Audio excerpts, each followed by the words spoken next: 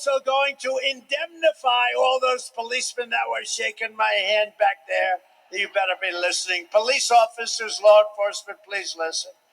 But we're going to indemnify police officers and law enforcement officials throughout the United States from being destroyed by the radical left for taking strong actions on crime.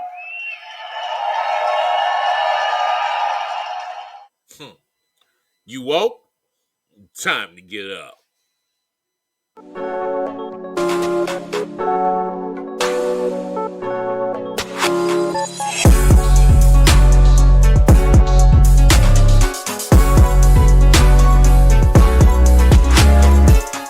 Hello and welcome to Thought Your World No Speed Limit Podcast. I'm your host, Alvin. I hope you guys are having a terrific day. Now, I want to do this video right. But first, I need to ask you a very, very important question. Have you liked? Have you shared? Have you subscribed? If not, here's your opportunity. In fact, there's a little button right there. So you can like, share, and subscribe. And make sure you leave a comment after this video. Why I say I want to do this video right, we need to talk about the Sanya Massey shooting as it relates to Donald Trump's immunity for police. And the reason why I want to talk about it, I'm going to concentrate on a particular individual in this. And then after this, I'm going to give you another case. So this is going to be a little bit longer video, but prepare yourself. Deputy Sean Patrick Grayson was fired from the Sangamon deputy's office for not following the standards of the department. So, what is it about Deputy Sean Patrick Grayson that is a story that we can learn from? There's a whole lot here. So, Deputy Sean Patrick Grayson shot a woman in her home, and we can say a black woman. He felt that she was threatening to kill him with boiling water. She was going to throw that boiling water on him. The most that probably would have happened is he got really severe burns, if that's the case. But he shot her over boiling water. Could have used a taser. Could have stopped her with a taser. Water would have probably fell on her. But he didn't use a taser. No, he pulled out his gun. So he was fired from the Sangamon deputy's office. Now, here's another interesting thing about Mr. Grayson. Mr. Grayson worked for 6 different police departments from August 11, 2020 to July 20th, 24 when all of this happened. He had also had 2 prior DUI convictions when he was hired by all 6 of these police departments. In other words, he had been convicted. He had pled guilty to DUI charges twice. He also had, before any of this, served in the military and was discharged for misconduct, and they said a serious offense. They didn't say what the offense was.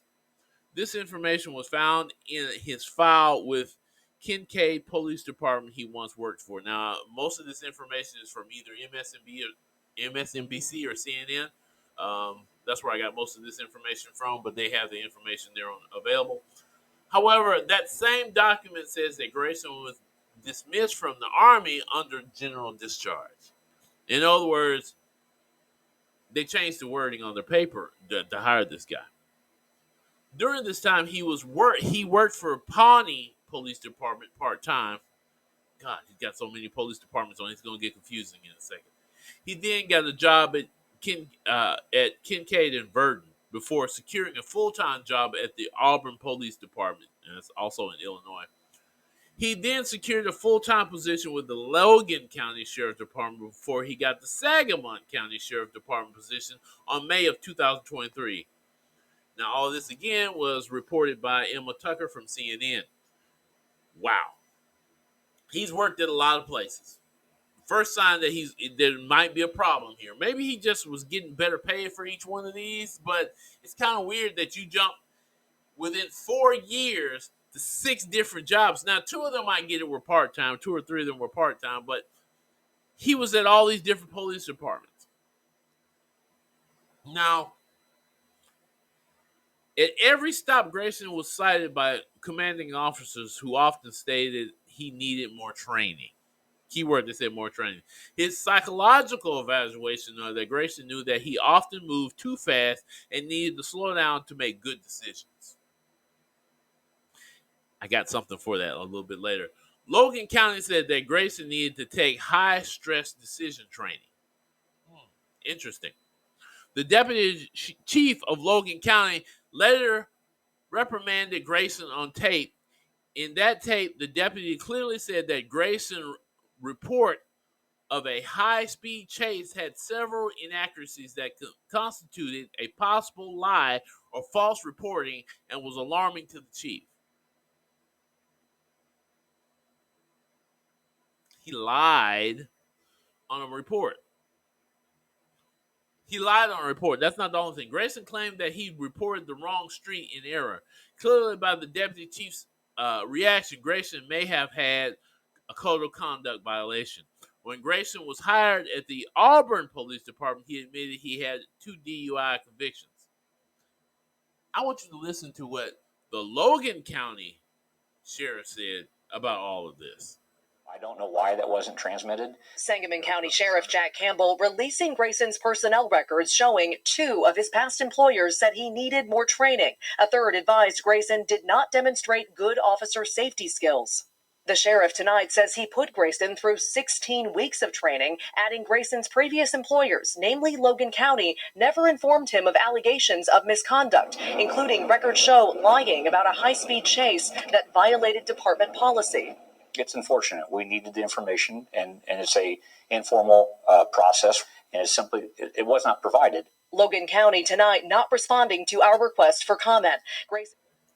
I ask you this question. Based on what you've just heard, do you think that the police deserve immunity?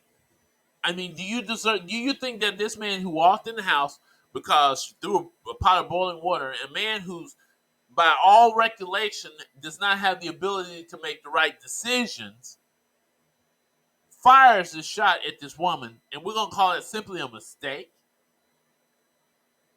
He's not capable of making the right decision. He, in fact, threatened to shoot this woman in the face and then shot her in the face. This officer has lied on a report before. Is this the kind of person? This person has been discharged from the military for conduct, for disorderly conduct, a conduct that was a serious offense. Is this person trustworthy to be on a police force? This is a question you have to ask. Is this kind of person that deserves immunity? Let me tell you something else, and y'all need to hear this from your own presidential candidate that's running. So Sanya Massey, someone from Illinois, an unarmed black woman, was shot the other day in her home by a deputy sheriff. The deputy has since been charged with murder. You said police would get immunity from prosecution if you win. Why should someone like that officer have immunity, in your opinion? Immunity? I don't know the exact case, but I saw something, and it didn't look good to me. It didn't look good to me. Are you talking with the water, right? Yeah, well, police unions are not backing this person either. But again, they're going to be charging the officer? I guess they're charging the officer. So why should he receive immunity?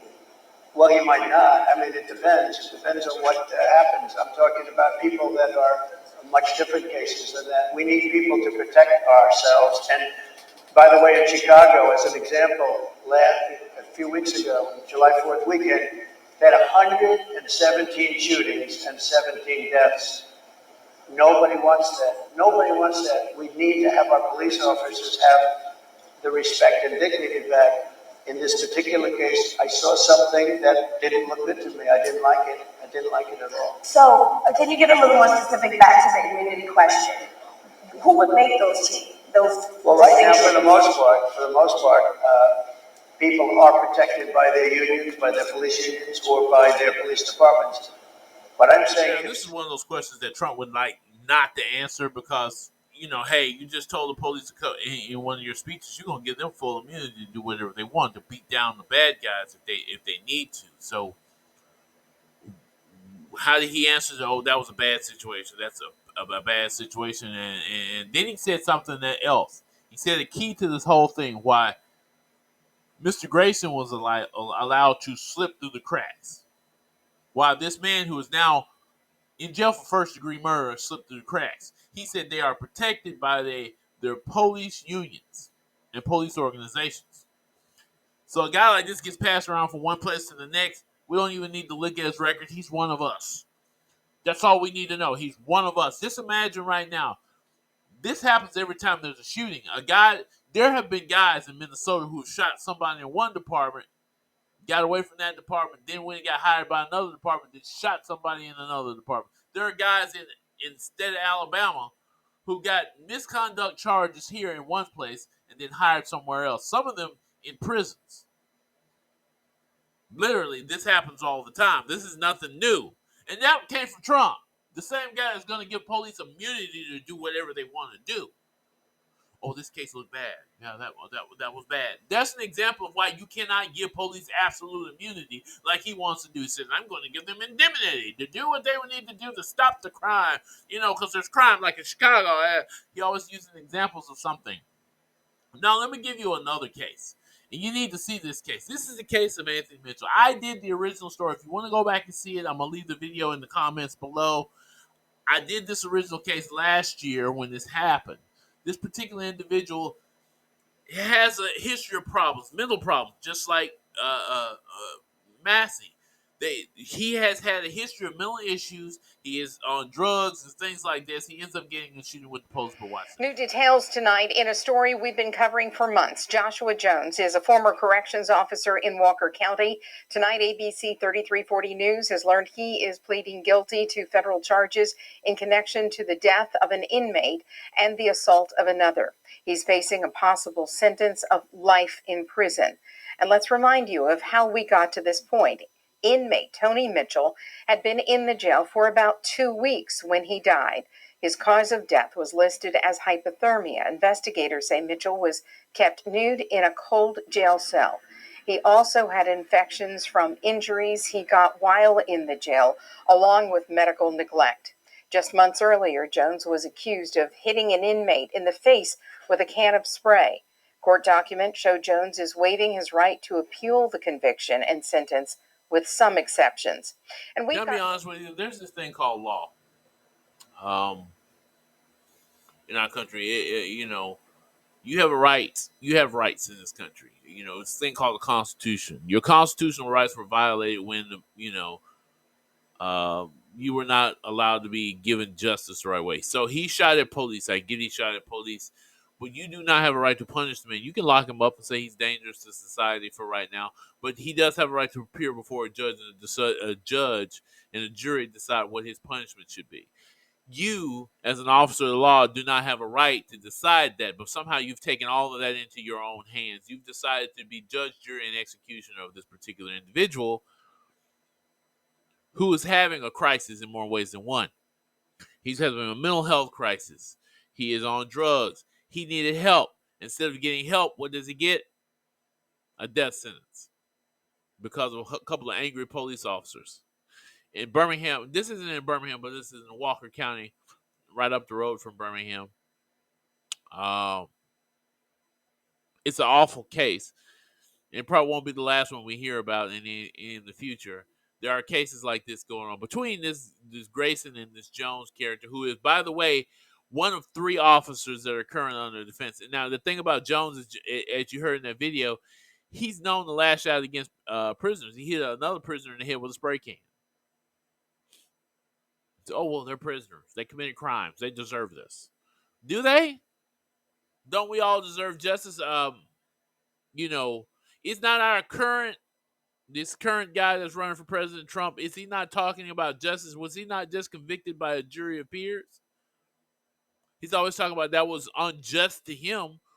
So why isn't this unjust to Anthony Mitchell or unjust to or Sanya Massey? Why is this not unjust to them? Now, remember this also about Sanya Massey. Sanya Massey was a 36-year-old mother. She was a mother. I want you to hear this phone call from her mother to the sheriff's department. That she thinks everybody's after her, like paranoid schizophrenic. Tonight, Sonia Massey's mother heard on newly released 911 calls warning her daughter was having a mental breakdown. And please don't send no combative policemen that are prejudiced, please. Okay, well, that would be done, and they just do their job, okay? I'm scared of the police. Please. Okay. There's nothing to be fearful of, man.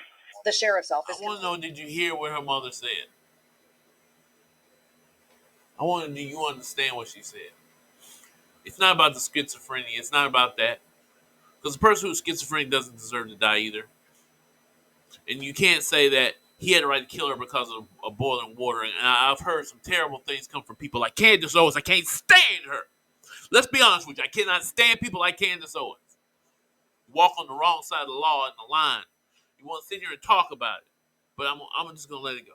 I'm going to calm down a little bit. I cannot stand this particular individual. And right now I'm a little upset. This mother feared the police. You fear the police. You're calling 911. You understand why crime happens in America, why half the crimes cannot be reported, because people are scared of the police walking up to their door. You don't know what they're going to do. I live in the city, and I understand this fear. I've dealt with it before. There's simply a problem about a trailer in my yard. The trailer issue was a zoning issue. It had nothing to do with the police, but a police officer was called along with a city official came and told us about the trailer in our yard. The particular trailer was here because at the time we were doing some remodeling on the house. The officer asked my wife for her ID because my wife was upset that they were even bothering us about this particular trailer. So he asked her for ID and he started getting hostile. This is while he's on our property. This is the thing about Sanya Massey. Officer Grayson had no business asking her for her ID on her property, first of all. Secondly, the police does not have an obligation to this particular incident. It had nothing to do with them, but they were called anyway. No one was harmed or hurt in that situation, but the particular officer a few months later that came to my door was cited for slapping a man at a gas station not too far from my house.